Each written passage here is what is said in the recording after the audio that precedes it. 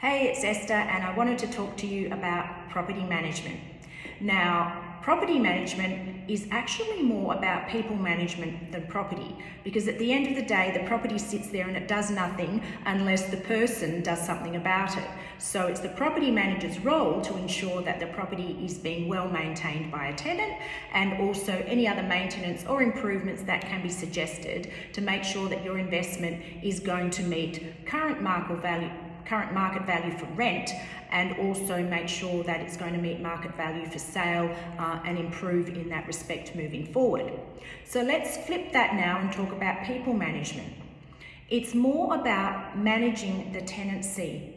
So it comes back to in the initial stages of correct tenancy selection, because a property manager is going to have that relationship with the tenant more so on a daily basis throughout the course of the tenancy. So if the correct tenant is not placed into that property, there can be issues with communication and resultant causes such as rent arrears and any property damage that may arise because they are not the right tenant for the property, or potentially there may be too many occupants in that particular property and there's too much wear and tear on fixtures and knocking walls and that kind of thing.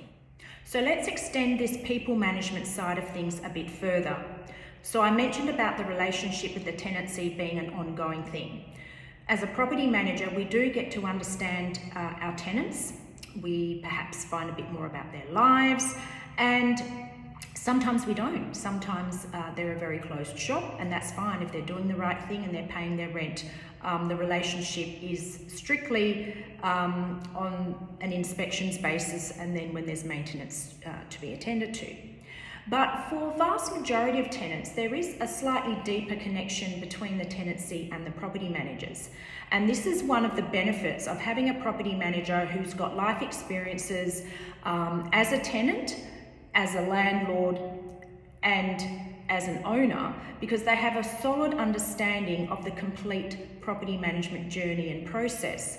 So the relationship established between a tenant and a property manager is critical to an ongoing tenancy.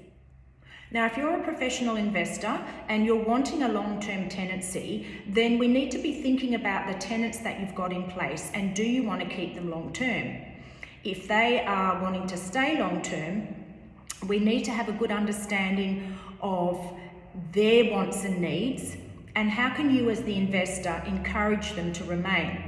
So let's talk about rent increases, and I don't want to dive too deep into that because I have done another video on that, but let's talk about the market value and how we can negotiate that to ensure that we're encouraging a good tenant to remain. Because what is going to be less of a loss to you if you are going to continually seek the highest rental increase that you possibly can, then that's about property management, and it's not about the personal management, because you're not thinking about the tenancy in place and whether they can sustain that increase, because incomes don't always align with where the rental values are heading.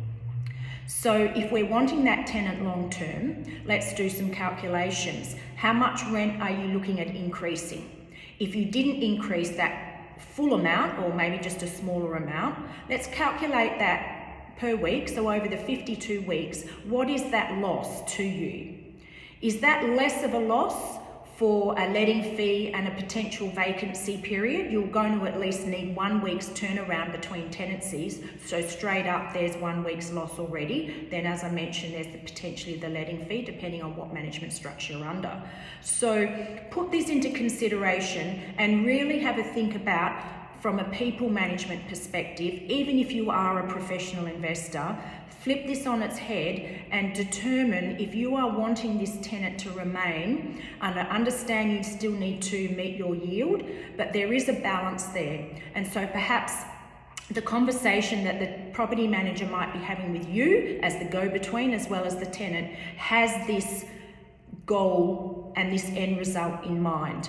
So let's all work together so that we can make sure that we are meeting an owner's requirements, we are providing housing to tenants in a difficult and stressful market, And then as the property manager, we are managing property, but we're also managing people. So that's the perfect trilogy synergy of property management.